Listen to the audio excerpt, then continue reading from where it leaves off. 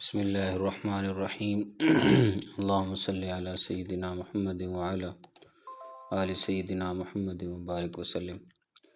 جی ناظرین اکرام، ہم بات کر رہے ہیں علم اصول حدیث میں آنے والی جو مختلف اصطلاحات ہیں، اور چاہے وہ اصول سے مراد علم حدیث کی مبادیات یعنی اقسام کے متعلق ہیں، یا علم حدیث کا جو ہمارا جو پورشن ہے اس کے متن کی احادیث میں آنے والی مختلف چیزیں ہیں، اس پر ہم بات کر رہے ہیں۔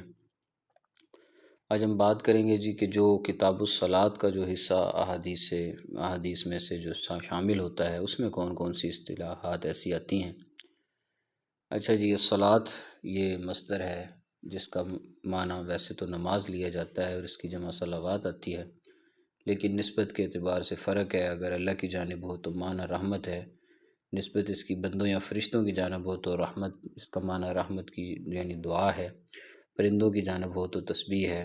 تو یہ سارے معنی جو ہے وہ لیے جاتے ہیں، اور اصطلاح کی نماز کی تعریف بھی یہاں لکھی ہوئی ہے۔ اس کے بعد ہے جی شفق کسے کہتے ہیں۔ شفق اس سرخی کو کہتے ہیں جو غروب آفتاب سے لے کر عشاء کے قریب تک جو ہے آسمان پر نمودار رہتی ہے، اور نماز مغرب کا آخری وقت شفق کے غائب ہونے تک رہتا ہے۔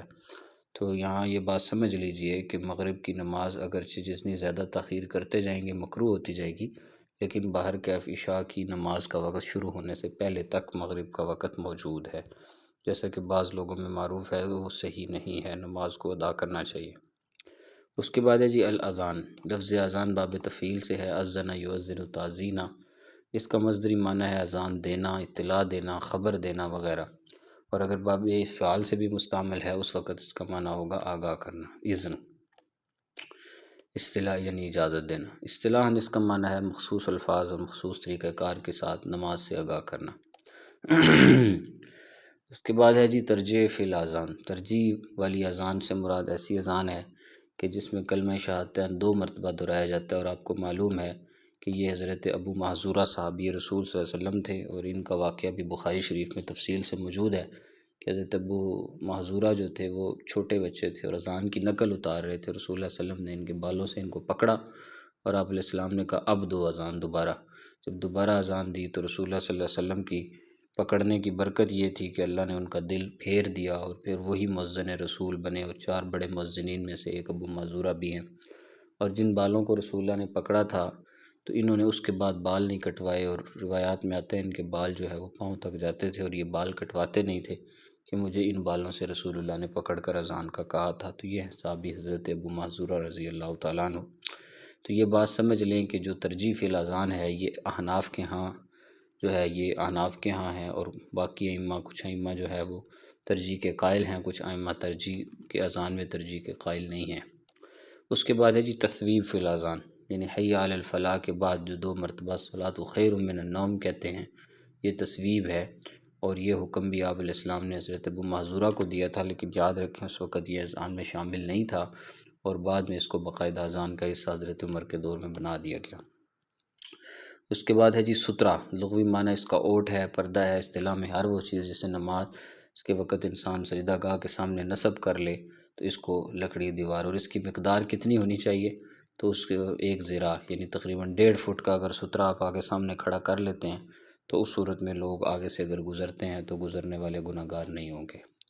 اس کے بعد ہے جلسہ استراحت، یعنی پہلی رکعت کے بعد دوسری رکعت کے لیے، اور تیسری کے بعد چوتھی رکعت کے لیے اٹھنے سے پہلے دوسرے سجدے کے بعد کچھ دیر اطمینان سے جو بیٹھتے ہیں، یہ بیٹھنا مسنون ہے، اس کو استراحت کہتے ہیں، جلسہ استراحت۔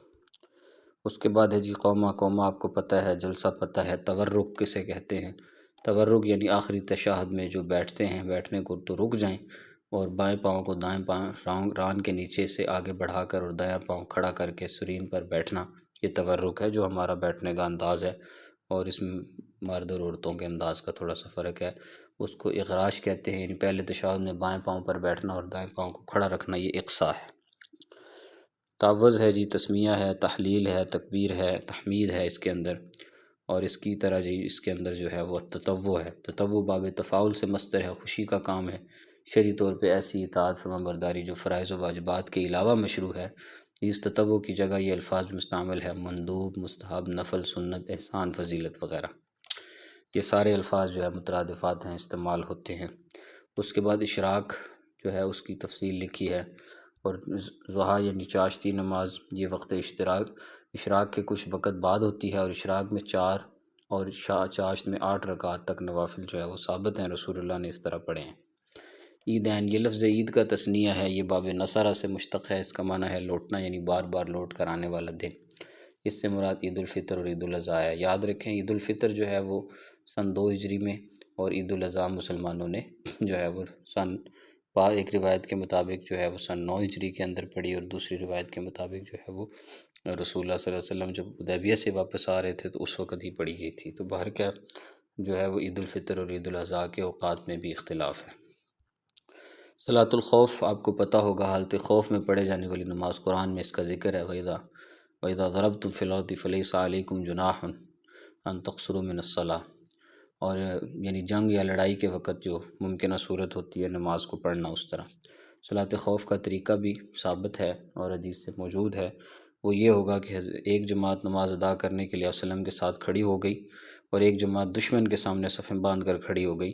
جو جماعت آپ علیہ السلام کے ساتھ شریک تھی اس نے رکوع اور سجدے کیے، 2 رکوع اور سجدے انہوں نے کیے، اس کے بعد دوسری آ گئی اور 2 رکوع اور سجدے انہوں نے کیے، اس طرح جو ہے وہ یہ صلاۃ خوف جو ہے وہ ادا کی گئی۔ صلاۃ الکسوف اور خسوف کا آپ کو پتہ ہوگا، کسوف جو ہے وہ کہتے ہیں سورج یا چاند گرہن کے وقت جو نماز پڑھی جاتی ہے، تو کسوف یعنی آفتاب یا مہتاب کا گرہن زدہ ہونا، اور خسوف جو ہے یہ سورج گرہن کے لیے لفظ کسوف، اور بعض نے چاند گرہن کے لیے لفظ خسوف کا لفظ جو ہے وہ استعمال کیا ہے، اور یہ اب آج کل زیادہ جو ہے وہ معروف ہو گیا ہے۔ باقی اس کا طریقہ کیا ہے، نبی علیہ السلام کے دفعہ ایک بار سورج گرہن ہوا تھا تو اس وقت یہ نماز پڑھی گئی تھی، یہ اس کا تفصیلی طریقہ جو ہے وہ اس کے اندر موجود ہے۔ اسی طرح ایک نماز کا حدیث میں ذکر آئے گا، صلاۃ استسقاء کا، بارش طلب کرنے کے لیے جو نماز پڑھی جاتی ہے، اور اس میں بغیر اذان و اقامت کے 2 رکعتیں پڑھائی جاتی ہیں، اور یہ ہوتی ہے۔ اسی طرح صلاۃ السفر ہے، قصری نمازیں ہیں، یاد رکھیے گا کہ قصر نماز جو ہے وہ مسافر کے لیے ہر حال میں اس نے 2 رکعت یعنی کم کر کے پڑھنی ہے، اس میں مغرب کے علاوہ، اور باقی جو ہے وہ اس کا تطوع ہے، اگر وہ سنتیں اگر وقت ہے تو ادا کرے گا ثواب ملے گا، اور اگر چھوڑ دیتا ہے تو اس پر گناہ نہیں ہے۔ اس کے بعد آ جاتا ہے جی کتاب الجنائز، تو اس کے اندر جو ہے وہ جنائز میں جو ہے وہ جنازہ کی جمع ہے جیم کے فتح کے ساتھ، اس سے مراد جو ہے وہ میت یا میت والی چارپائی ہوتی ہے، اوریجنل معنی اس کا، اور جنازہ جیم کے کسرہ کے ساتھ خود میت کو کہتے ہیں، اور یہ باب ضربہ سے مصدر ہے، اور اس کا معنی ہے چھپانا۔ کفن ان کپڑوں کو کہتے ہیں جس میں میت کو دفن کیا جاتا ہے، ویسے تو جو ہے وہ ہر رنگ کا کپڑا کا دفن دیا جا سکتا ہے، لیکن بہتر یہ ہے کہ سفید کپڑا ہو، اور رسول اللہ صلی اللہ علیہ وسلم نے مرد کے لیے جو ہے وہ 3 اور عورت کے لیے 5 کپڑے خاص کیے ہیں۔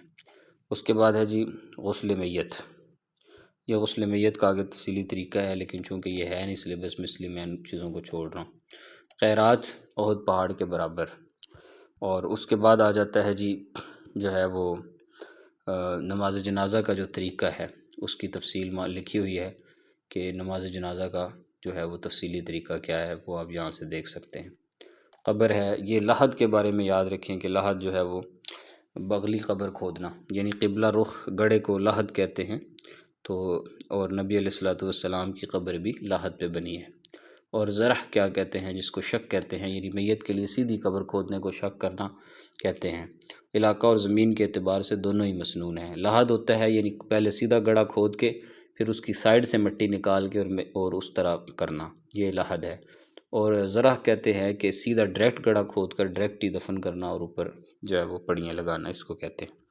تعزیت ہے، اور اس میں ایک اصطلاح حدیث میں آتی ہے نعا کی، عربی میں موت کی اطلاع یا اعلان کرنے کو کہتے ہیں۔ زمانہ جاہلیت کا طریقہ تھا، میت کے افعال کی مدح سرائی کرنے کے لیے ڈھول وغیرہ کے ساتھ کہتے تھے، تو حدیث میں نعا سے منع کیا گیا۔ اسی طرح نوحہ سے بھی منع کیا گیا ہے، چیخنا چلانا وغیرہ اس سے بھی منع کیا گیا ہے۔ تو یہ تو تھیں کتاب الصلاۃ کی جو ہے وہ اصطلاحات۔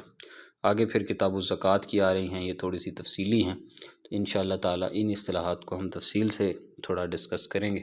طبیعت میری گلا جو ہے وہ تھوڑا سا مسئلہ کر رہا ہے انشاءاللہ تعالیٰ، تو اس کو ہم نیکسٹ لیکچر میں تفصیل کے ساتھ زکوٰۃ کے اوپر بات کریں گے۔ اس میں بہت سے مسائل بھی ہیں، اصطلاحات بھی ہیں، تو یہ انشاءاللہ وہیں پہ کلیئر ہو جائیں گے۔ جزاکم اللہ۔